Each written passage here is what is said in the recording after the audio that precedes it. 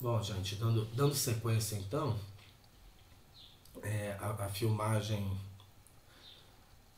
de antes de ontem disso aqui parece que não ficou legal, né? A câmera não estava conseguindo registrar a projeção, né? Então, vamos ver agora aqui como é que a gente faz então para interpretar os dados que eu mando por e-mail do RStudio, né? Do R. E então, vocês não veem isso aqui, tá? Isso aqui é a janela do software inteira, tá? O que eu mando por e-mail para vocês é apenas o que está contido nessa janela aqui, que é a janela de saída, né? Bom, essa janela aqui de cima é a janela onde eu digito de fato os códigos, tá? Nem sempre tudo que está aqui aparece aqui, tá? Porque eu faço de uma forma que fique melhor para a interpretação de vocês, tá? Lembrando então que onde aparecem esses hashtags, essas cerquilhas, tá?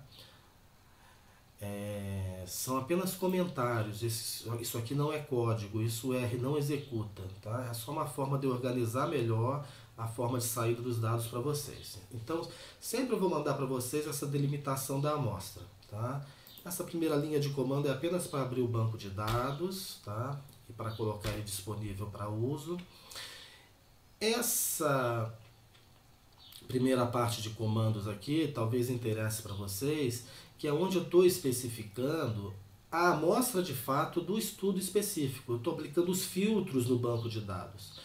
Então, por exemplo, nessa primeira linha, e sempre eu estou botando comentários, né? Essa primeira linha exclui as matrículas repetidas. Isso sempre vai aparecer para vocês, tá? Aqui eu excluo as gestantes, aqui eu excluo pessoas com deficiência física, lembrando que esses dois sempre serão retirados, pelo menos para estudos que envolvam a atividade física ou o IMC, tá certo?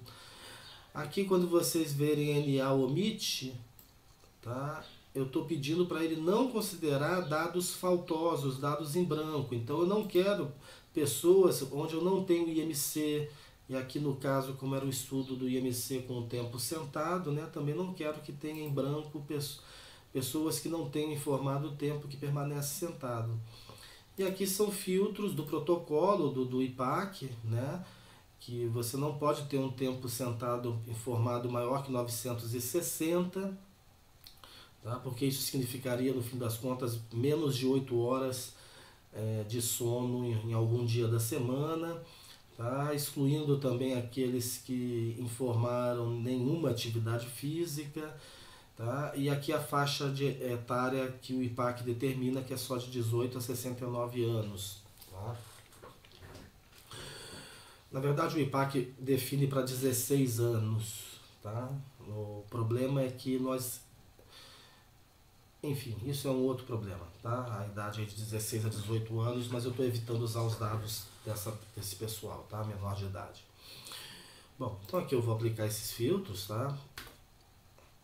Percebam que na janela de baixo, ó, vai aparecendo todo o código em azul, tá?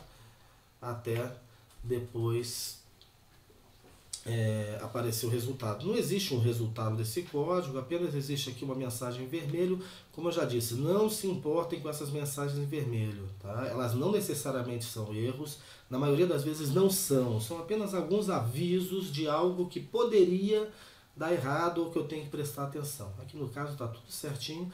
Se vocês verem aqui do lado, ó, com esses filtros aplicados, a amostra já caiu de 2001 para 1288. Tá? Percebam também que eu nunca estou puxando todas as variáveis para o R, porque a memória dele não aguenta. Tá? Nós já estamos com quase 200 variáveis processadas, né? Coletadas e processadas, e aqui eu só tenho, para esse estudo aqui, eu só precisei de 24. Tá? Muito bem. Aqui um comentário, né, onde eu boto, porque como vocês não veem essa janela, então eu escrevo aqui, ó, aqui que deu o resultado, N igual a 1288. Tá? É um comentário, não executou nada, é só para poder ir para o e-mail de vocês. Tá? Aqui eu apenas tomando os dados dessa nova amostra, tá? E aí vem aqui a gaussianidade, né? Eu estou tentando evitar de chamar de normalidade, mas o mais comum é chamar de normalidade. Os testes de normalidade, tá? Isso aqui também, em geral, são resultados que a gente não leva para um artigo, ou mesmo para um TCC, mas são resultados que vão definir muita coisa para a gente, como a gente já viu lá no outro vídeo, né? Na parte 1 desse trabalho aqui. Então, é o teste de Kolmogorov, né? Tá aqui, ó, KS teste, né? E aqui você vê a variável que está sendo testada, né? Então, ó, vou executar esse teste de normalidade para a idade, tá?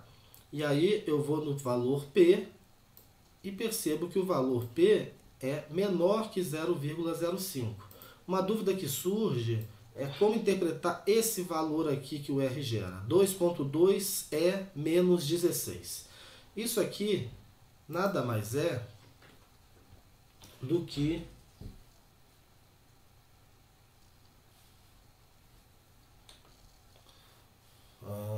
deixa eu só ajustar aqui.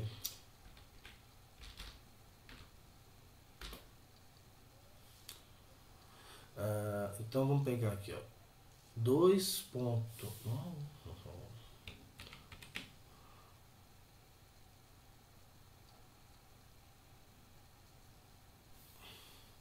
Então o R está me dizendo que o valor de P... Nossa, tá. O valor de P me retornou 2,2, né? É menos 16. O que é isso? Isso nada mais é do que 2,2 vezes 10 elevado a menos 16. É notação científica, tá? O R usa essa notação para expressar isso aqui. E o que significa isso, né? Como aqui o expoente está negativo, essa vírgula vai andar 16 casas para a esquerda. Então percebam que é um número infinitamente pequeno, né? Na verdade, esse aqui é o número menor que o R consegue mostrar. Em outras palavras, ele está te dizendo, esse P tende a zero. Tá? Lembrando que para teste de aderência, né, de normalidade, o teste de Kolmogorov-Smirnov, nesse caso aqui, eu só posso afirmar que a variável é normal se o P der maior que 0,05. Portanto, disso aqui eu concluo que a idade não é normal. Não sendo normal, eu já sei que não vou poder trabalhar com média nem com estatísticas paramétricas bivariadas que envolvam essa variável. Tá? Aqui, para o tempo de permanência na universidade, né? Tá vendo? Então você identifica todas as variáveis, tá? Então eu vou executando esses códigos e vou percebendo que nenhuma delas é normal. Acompanha aqui o valor P, né? Todas as variáveis, olha, a renda, a distância, o IMC, o tempo de permanência sentado, o tempo de atividade física, né, o MET da atividade física, tá, o número de refeições, óbvio, ela nem é contínua, né, o score do guia, que também não é contínua, mas percebam, ó, o score do guia, tá, deu algo até próximo à normalidade.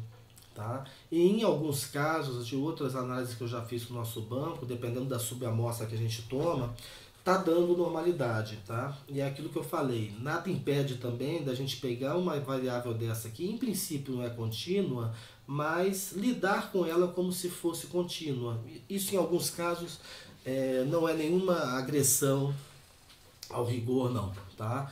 E a gente vai fazer isso em alguns casos. Mas aqui nesse caso dessa subamostra, não deu normalidade também. Tá? E aqui os score de tabagismo e álcool, e aí a gente percebe, né? Nenhuma das nossas variáveis deu normalidade. Tá? Tem gente que se apavora com isso, mas isso não é problema nenhum. Eu esqueci de falar também no nosso encontro que existem ajustes que a gente faz nessas variáveis que às vezes a gente consegue transformá-las numa variável normal. Tá? Na verdade, eu já tentei fazer isso, tá? São até algum desses códigos aqui, não deixam de ser algumas... É o resquício de código que ficou aqui de umas tentativas que eu fiz de tentar transformar. Em alguns casos a gente vai usar isso, tá? Aqui não se aplicou, tá? Eu conseguiria um ganho muito pequeno. Eu tinha que lidar com muita variável e transformar uma ou duas apenas em normal, só ia me misturar muito minhas análises, não ia ser vantagem. Tá? Aqui o histograma que vocês não veem, né? Eu não tenho mandado, tá? Ele aparece aqui nessa janela, mas olha, esse aqui é o histograma da idade. Então percebam, ó, a clara simetria à esquerda. Tá? Então, esse histograma aqui me indica que a média com certeza não vai ser uma boa medida.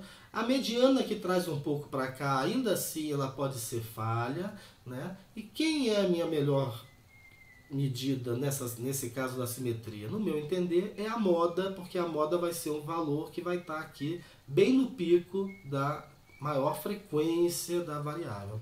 Tá certo? Se vocês perceberem agora, os histogramas vão mostrar quase todos assimetrias à esquerda. Olha aí o tempo de permanência na universidade, a renda. Olha, reflitam isso. Lógico que a renda tem uma assimetria à esquerda num país como o Brasil. Eu diria mais, num planeta como a Terra, né? Como num ser como é o humano, né? Lógico que sempre a maior frequência de renda são as mais baixas, né? E aí você tem um povão, 99% da população mundial recebendo uma merreca, né? E os poucos que dominam, né, essa outra classe aqui com a detenção da riqueza. Tá? Isso a gente sabe desde a tia Teteca lá da quinta série, que é a situação do mundo. Né? Mas se depender do Bolsonaro, a tia Teteca não vai mais poder dizer isso, senão ela vai presa. Tá?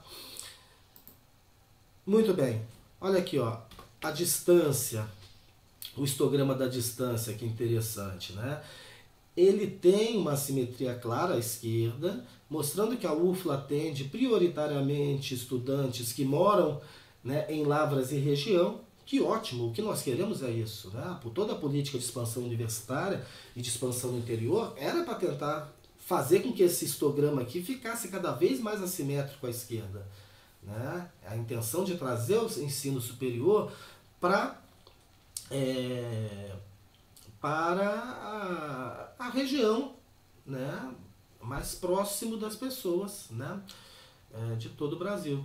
Então, e aqui existe um pequeno problema, né, que foi o caso que a moda vai dar zero. Por que a moda vai dar zero? Porque a maioria das pessoas moram em Lavras.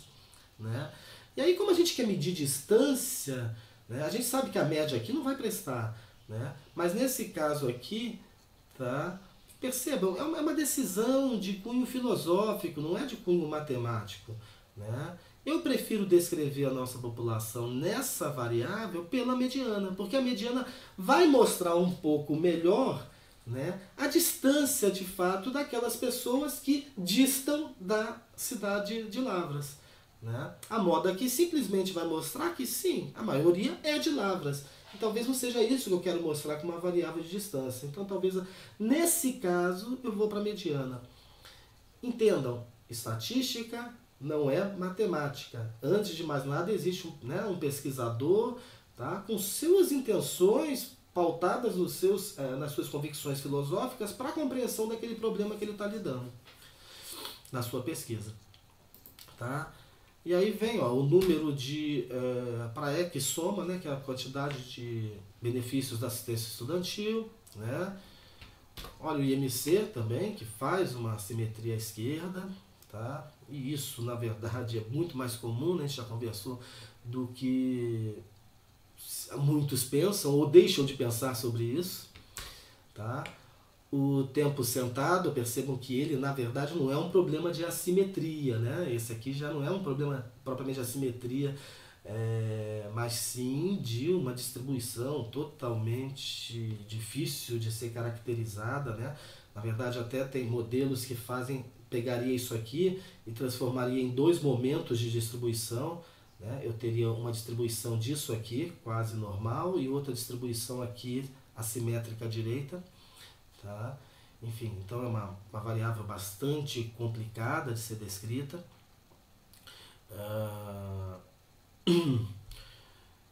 Aqui os valores de atividade física, né, de MET, né, que mete por minuto, impacto total, também uma simetria esquerda. Né? Aqui, ó, só para vocês conhecerem, tá, eu posso fazer um gráfico chamado de box plot.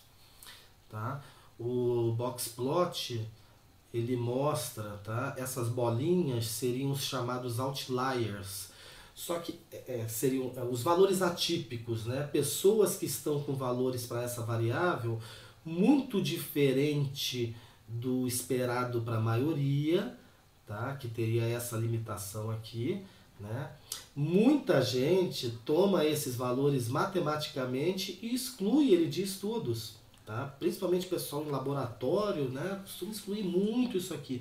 E isso é uma decisão muito perigosa. Cada vez mais os próprios bons estatísticos, filósofos que são, falam, não é assim. Você não vai tirar esses dados só porque... Por que acontece? Esses dados é que estão causando problema de normalidade. Se eu excluir essas pessoas aqui, dessas bolinhas, quase que certamente essa variável vai se tornar normal. Tá? Lembrando que isso aqui é para valores de MET minuto, né, de atividade física. Então, mas a gente precisa visitar o nosso referencial teórico para tomar uma decisão desse tipo.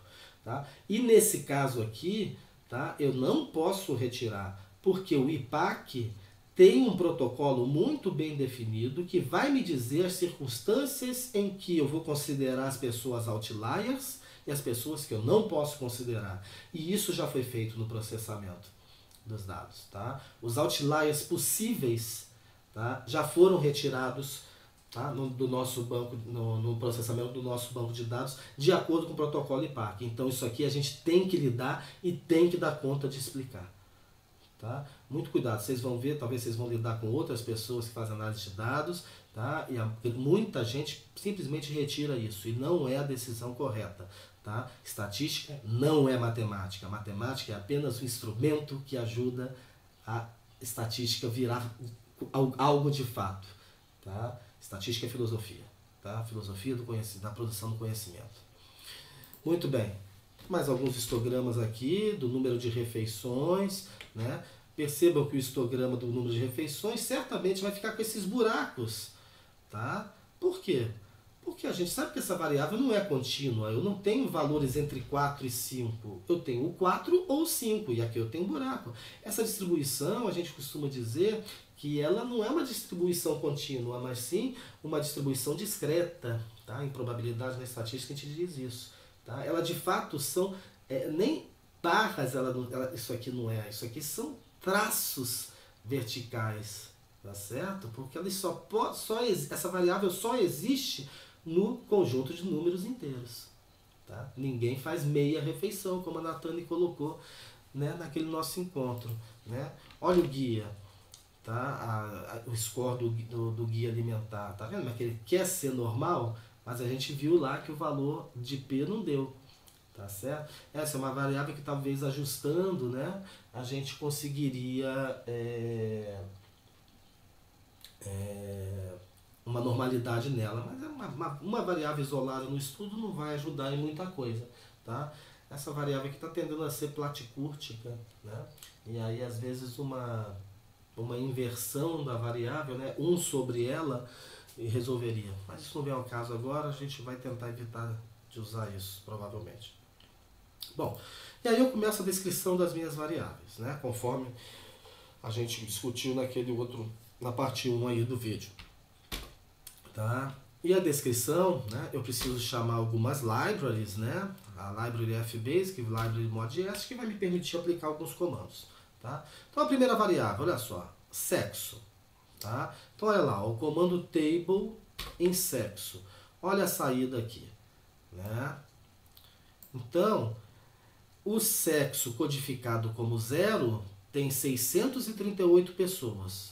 Quem é 0? São mulheres. Quem é 1? Homens, 648 pessoas. Isso aqui é a contagem absoluta, o que a gente chamou de N naquele encontro. Tá? A função ICPROP, tá? Que, como eu disse, não é um comando R, é uma função que eu criei para calcular as proporções e os intervalos de confiança. Ó, tá vendo? Deu erro aqui por quê? Ó? Tá vendo como é que é diferente que o R avisa? Ó? Erro e não warning, que nem ele fala às vezes. Né? Lá em cima ele andou falando warning. Warning, tô te avisando. Ó, existe isso e isso acontecendo. Né? Agora aqui não, aqui deu um erro de fato. Tá certo? Isso é preocupante. Quando der esse erro, me avisem que alguma coisa eu vacilei na análise. Esse erro aqui está dando porque eu não executei ainda a função. Tá? Ele não conhece esse comando ICPROP, porque isso é uma função. Tá? E aqui no caso eu vou executar essa função para intervalos de 99%, de 99,9%. Tá? Então agora sim, ó, eu posso executar o table com os números absolutos e os intervalos, né, as ICPROPs que calcula tanto o percentual, né, pontual, estimativa pontual, quanto LCL e UCL, que são a estimativa por intervalo, o intervalo de confiança. Quer ver só? Então, ó, as mulheres têm 638 pessoas com um P de 49%. Olha o que isso vira na nossa tabela de dados. Lembrando que eu falei, né, quando eu vou escrever, tá? O que eu recomendo para as pessoas quando vocês forem escrever? Primeiro, monta as tabelas, antes de mais nada. Então, pega aqueles dados do R e construa as suas tabelas. E só depois vai escrever. Porque vai ser mais fácil você olhar nas tabelas, tá? O que está dando de resultado. E aí, na hora que você está construindo essa tabela e enxergando essas tabelas, você está enxergando o todo do seu artigo, do seu TCC, e já sabe o que você tem que escrever. Tá certo? Então, olha só, as mulheres aqui, ó, né? Então, olha aqui, isso aqui é uma tabela, né, de descritores, tá certo? Categóricos, né, de variáveis categóricas, tá? Então, ó, olha aqui essa primeira linha, ó, de mulheres, N 638. Olha lá da onde que eu chamei isso, do table. Tá? Olha aqui, ó, o sexo 0 das mulheres, a contagem absoluta 638, e foi isso que foi levado aqui para a tabela. Tá? Olha aqui esse percentual, 49,61. Da onde ele veio? Ele veio aqui do ICPROP, ó, a proporção, 49,61. Olha aqui os intervalos de confiança, low upper, de 45,05 a 54,17. De 45,05 a 54,17. Então, essa é o fundamento da construção da tabela, tá certo? De dados categóricos, como que eu pego lá então no R e transformo em variável categórica. Vamos olhar agora aqui uma variável contínua. Para variável contínua, ou para as ordinais, tanto para contínua quanto para ordinal, nós vamos ter um basic status da variável, tá certo? Percebam que aqui eu defini um CI, intervalo de confiança, em 0,999, o que é isso? Um intervalo de confiança de 99,9%. Tá certo? E o comando MFV que vai me dar a moda. Tá? Então, olha lá, vamos ver a saída do Basic Stats. Tá? Que é isso aqui, o que vocês recebem lá no e-mail, ó, o Basic Stats de idade A, tá? Olha aqui, ó, o número de observações, o número de observações em branco, valor mínimo, valor máximo, tá certo? Bom, vamos lá, onde está a média? Em mim, tá? Então a média da idade é de 22,15, né? Arredondando aqui, 22,15, a média de idade está aqui, ó. Então essa tabela aqui é uma tabela de variáveis contínuas, tá? A primeira variável é a idade em anos, tá? E a primeira coluna aqui, a média e o desvio padrão. Então olha lá, ó, 22,15 é a média que eu tirei lá do Basic Stats, Tá? Olha o desvio padrão aqui, ó, 4.09. De onde que eu tirei? Lá do Basic Stats STDEV. Tá aqui, ó, 4.08. Certo? Bom, mas a nossa variável contínua aqui nem foi normal, né? Então eu preciso mostrar a mediana, a moda, né? Então olha aqui, ó, mediana 21. Olha lá na minha tabela, né? Mediana 21, tá? E o intervalo interquartílico? Da onde que eu tirei isso 1.5? Ah, agora eu vou ter que fazer um cálculozinho. Porque o que o Basic Stats me dá é o primeiro quartil e o terceiro quartil. Tá certo? Então olha só como é que isso aqui funciona.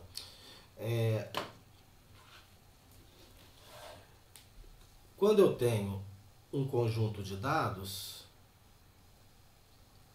tá? A mediana, ela divide esse meu conjunto de dados em duas partes iguais de observações, tá? Duas partes, então a mediana divide em duas partes iguais. E o quartil? O quartil vai dividir essa minha distribuição de dados em quartil, 4 partes. Então eu vou ter esses cortes aqui e o próprio corte da mediana. Olha lá, 1, 2, 3, 4 partes, tá? Então, esse ponto aqui é o que a gente chama de primeiro, já estou botando em inglês para poder entender o R, primeiro quartil. Tá? Esse aqui da mediana é o segundo. Tá? Mas ninguém fala em segundo quartil, fala em mediana. Tá? E esse aqui é o terceiro quartil. Ora, o que é o intervalo interquartílico, né? Interquartile range, né? Esse intervalo é exatamente, olha, intervalo, né? Então intervalo tem que ser um espaço, tá? É exatamente o quanto vale cada uma dessas 4 partes, tá?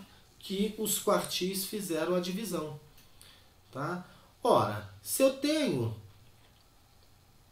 a gente tem várias formas de calcular isso aqui, tá?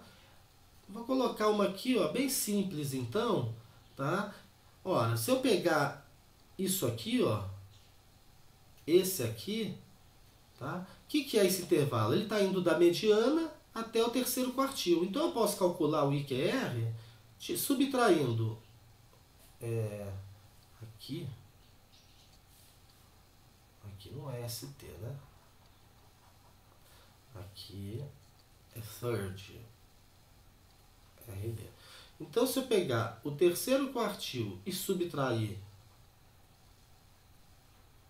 da mediana, eu tenho o IQR. Tá? Também posso calcular pegando esse pedaço aqui, ó, que seria a mediana menos o primeiro quartil. Certo? Posso ainda pegar, tá, a metade desse intervalo aqui. Acho que foi como eu passei no outro dia, né? Que seria o terceiro quartil menos o primeiro quartil dividido por 2. Tá certo? Posso até pegar aqui, ó. Porque quem é esse valor aqui? É o meu valor máximo. Posso pegar e subtrair o meu valor máximo do terceiro quartil. Aqui, ó, é o meu valor mínimo. Então posso também pegar o meu primeiro quartil e subtrair do mínimo. Tá? Vamos lá, ó. Se eu pego aqui, ó, vou fazer por aqui, ó. Meu primeiro quartil é 20, o terceiro quartil é 23. Tá? Então eu vou usar essa fórmula aqui, ó. E vou fazer 23 menos 20 dividido por 2, que é igual a 23 menos 23 dividido por 2, que é igual a 1,5. Tá? Vamos olhar na nossa tabela. E aí, olha lá o nosso intervalo interquartílico de 1,5. Tá certo? Então, uma continha bem simples que a gente faz, às vezes, geralmente até de cabeça, né?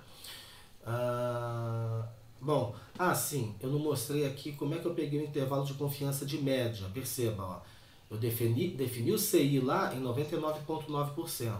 Então, da onde que veio esse 21,77 e 22,52? Então, aqui, ó, 21,77 e 22,52. Né? Lembrando que aqui no CI eu defini 9,99% de confiança. Quando vocês não verem o CI, tá? O Basic Stats padrão calcula uma confiança de 95%. Tá? O Basic Stats não me gera a moda, o MFV é quem vai me gerar a moda. Tá aqui a moda da idade 21, que foi transcrita aqui para a tabela. Tá? E por aí vai. Então, toda essa tabela aqui foi construída a partir do resultado dos comandos Basic Stats e MFV. Tá certo? Bom, essa tabela aqui é de resultado de regressão, ainda é assunto do nosso próximo encontro. Essa tabela aqui é de resultado de teste de correlação, também ainda não discutimos isso, é resultado do nosso próximo encontro. E aqui vai ter uma tabela, tá, que é de resultado que a gente já discutiu. Isso aqui, tá, é uma tabela onde eu tenho, tá, 3 níveis de análise, tá certo? Um nível, que é esse total, é da amostra como um todo. Aqui é estratificado por sexo, tentando, né, controlando a possível confusão do sexo nessa relação de causa e efeito. Então tem aqui para homens e para mulheres. Aqui ela está estratificada por idade, menores de 25 anos e maiores de 25 anos. Cada uma dessas classes nós estamos mostrando valores de mediana e intervalo interquartílico e um valor P. Quem são esses valores P? São valores P, tá? Como eu aqui precisei fazer uma análise bivariada, porque eu estou confrontando, tá, o IMC, Body Mass Index, tá, com 4 categorias que envolvem o tempo sentado e a atividade física. Tá? 4 categorias, o pessoal do laboratório diria 4 tratamentos. Tá? O teste adequado para ir, quer dizer, eu estou naquela situação em que eu tenho uma variável contínua, porém não normal, que me exige um teste não paramétrico, tá? Modelada por um efeito, né? por um fator que é multinomial, porque eu não tenho somente 2 categorias, eu tenho 4 categorias. Então o teste que está sendo aplicado aqui para essa tabela foi o Kruskal-Wallis, está aqui, ó, tá? O teste não paramétrico de Kruskal-Wallis. Tá? Então o valor P é o resultado desse teste de Kruskal-Wallis, tá certo? Então, que já nos mostra aqui que todos os valores P deram acima de 0,05, indicando que esses fatores de variação não influenciaram no resultado, né? No resultado, no caso, que é o IMC. Tá? E aqui estão os valores de mediana e IQR para cada um dos fatores. Vamos ver lá no R, então, de onde eu tirei esses valores. Tá? Aqui já foi a parte final do código. Bom, tá aqui, ó. O teste não paramétrico de Kruskal-Wallis. Tá? A primeira coisa que eu fiz foi definir uma variável TRAT, tá? Que fatoriza, né, a atividade física e o tempo sentado. Tá certo?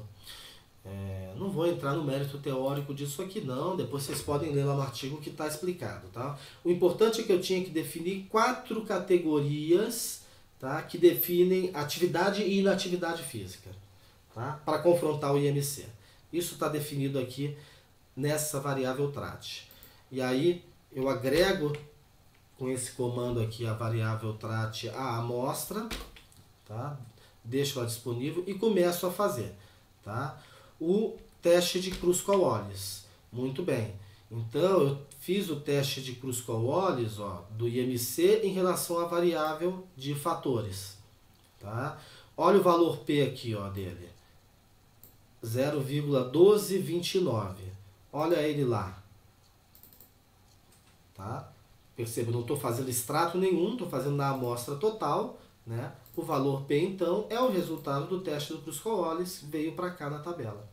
Tá? Essa tabela poderia ser arrumada de outras formas, tá certo? Até a Maísa, se não me engano, naquele dia fez algumas sugestões, né, que a gente poderia rearranjar. Tá? O importante é saber, né, aqui agora, como que eu estou tirando uma informação lá do RStudio e colocando, de certa forma, no nosso artigo, na nossa tabela do nosso TCC, do nosso produto, né, de conhecimento. Então, aquele Kruskal-Wallis me gerou esse valor. Aí, vamos lá, ó. Depois eu faço um aggregate lá, com 2 Gs, né? No outro vídeo eu estava com dúvida, né? Então, ó, quando eu faço um aggregate, eu estou dividindo valores pelos diversos fatores, tá certo? E aqui é importante ver no FAN, tá? O que valores são esses que vão sair. Nesse primeiro código, eu estou pedindo a mediana. Então, olha lá, ó. A mediana do fator 1, a mediana do fator 2, a mediana do fator 3, a mediana do fator 4. Olha lá, 23.12, né? 23, 24, 22, 22. Olha elas aqui, ó. 23, 24, 22 e 22. Tá? E essa coluna também, que é o intervalo interquartílico. E aí lá no R, eu faço um novo aggregate para ele me mostrar por fator com um FAN de IQR. Então aqui, ó, 3544. 3544. Certo? 3, 5, 4 e 4. Tá? Enfim.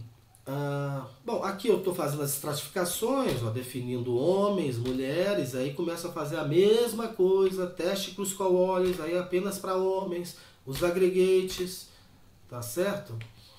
E vou pegando esses valores, ó, o P-valor para homens, 04332, valor de homens, 04332, e aí a gente vai montando a tabela, tá certo? Isso aí resume toda a nossa conversa da última quinta-feira. E eu acho que aí agora já tem subsídio para todo mundo começar a se virar e construir as suas tabelas. E só mandar para eu ver depois e botar defeito. Então, beleza. Acho que foi.